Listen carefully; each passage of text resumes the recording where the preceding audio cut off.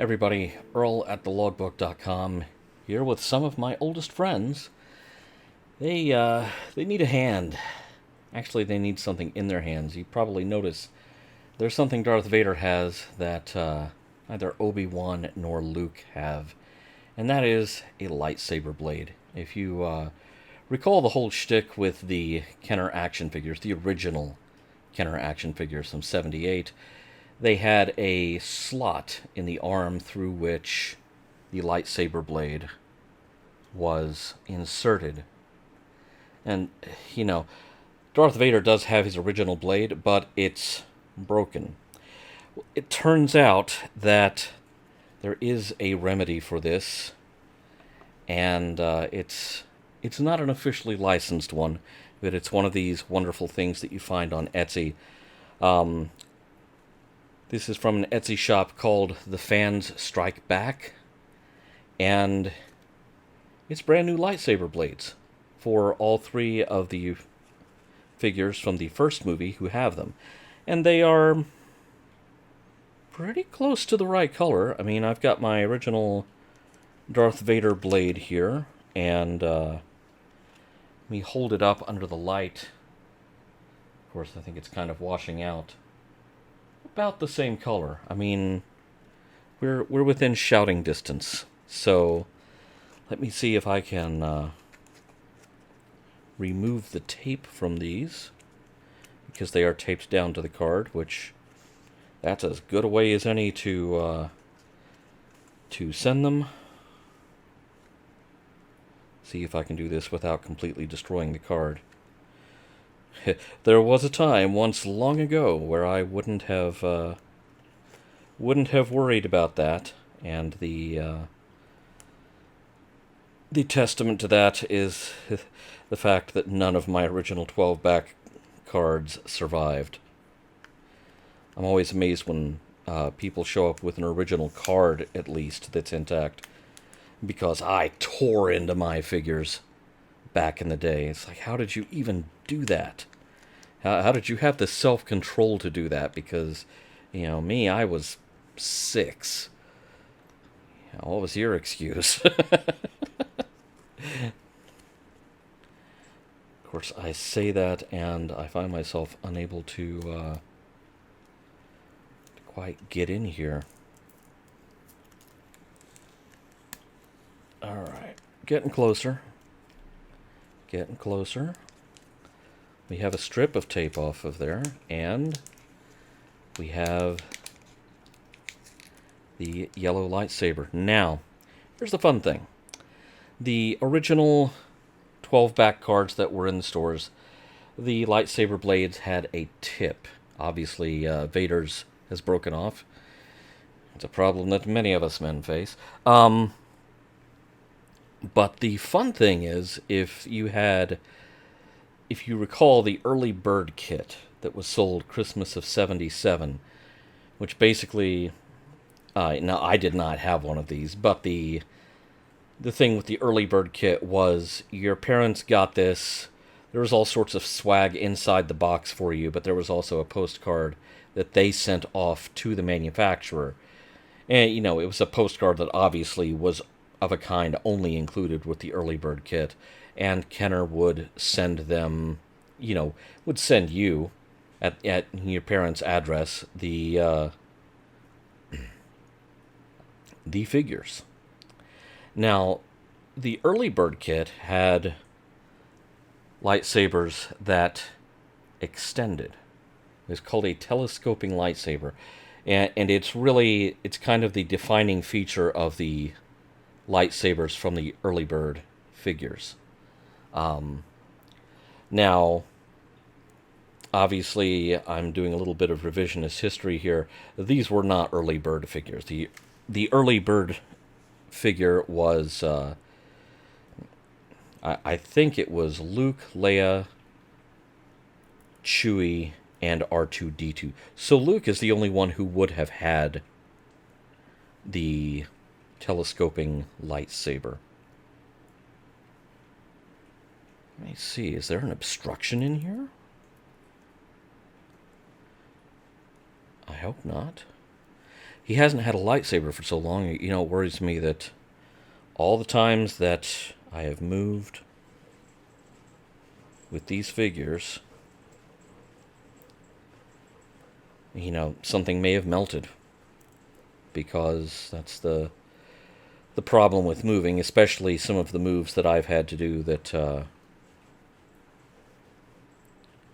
weren't under great circumstances. You didn't exactly have time to ensure that everything was climate controlled the way it should be. Here we go, here we go.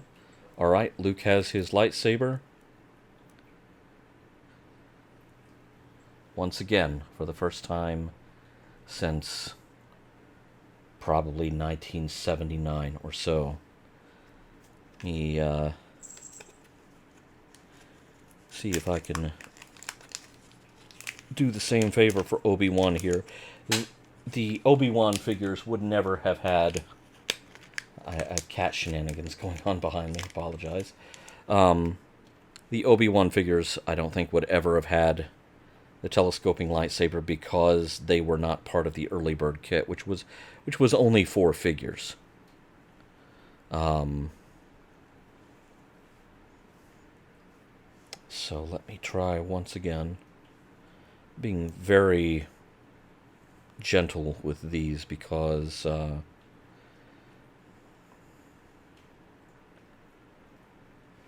guys are running up on being almost as old as I am. Alright.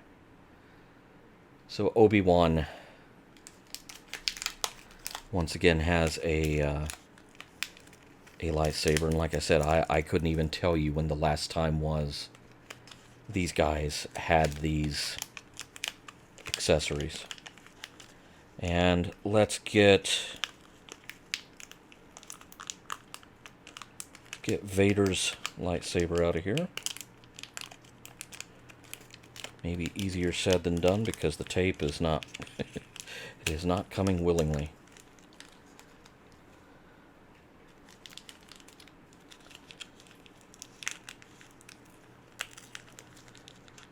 Okay, and in time-honored tradition, I did not did not salvage the backing card.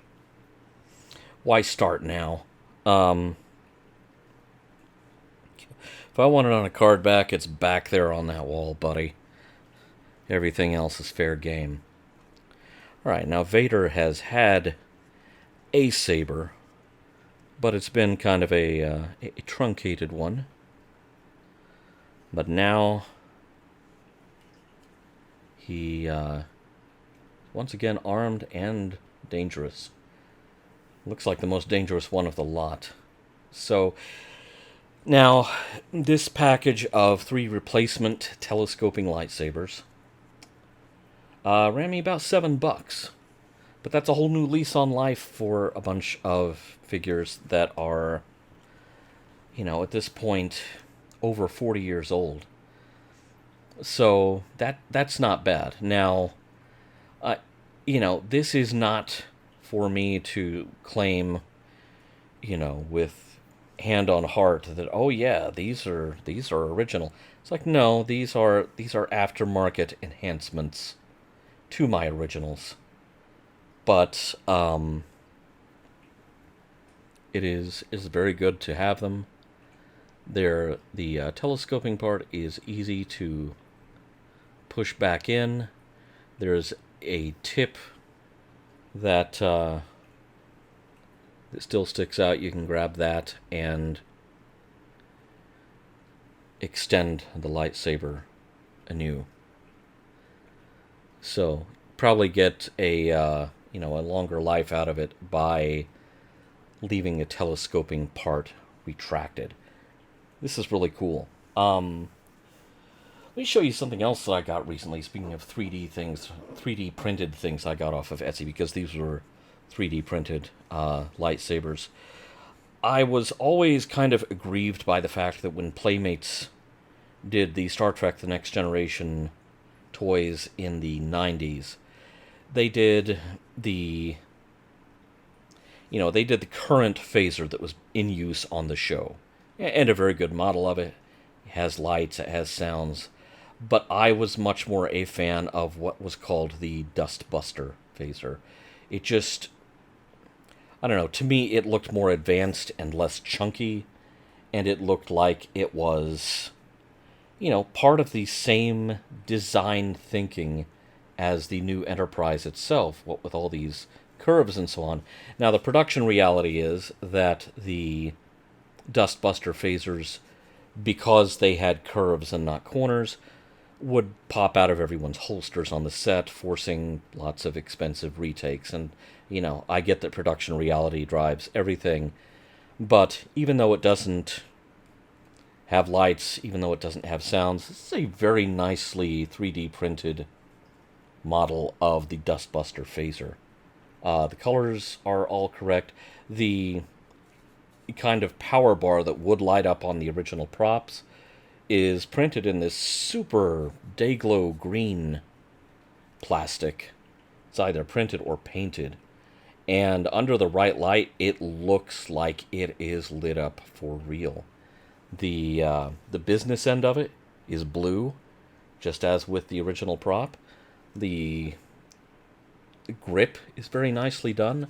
I mean, it's, it's as close to the real deal as you're going to be able to get outside of a prop auction. And I really kind of question how many of these from 1987 would have survived long enough to be included in said prop auctions. So, there you go. I've been on a little bit of an Etsy kick lately. Partly because I am, to be honest, and this is something I've meant to do a whole show about, as far as carded packaged figures, I'm running out of space back here. My wall is almost full. My shelves for my loose figures, I leave a little bit of shelf space open in case anyone new arrives, like, Mandalorian droids or what have you. But for the most part, those shelves are pretty full too.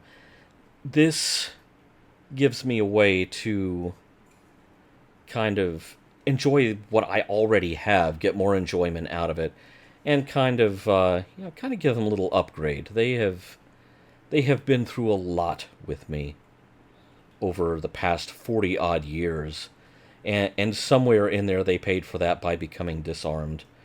And so I thought it was only proper that they should once again have brand new lightsabers.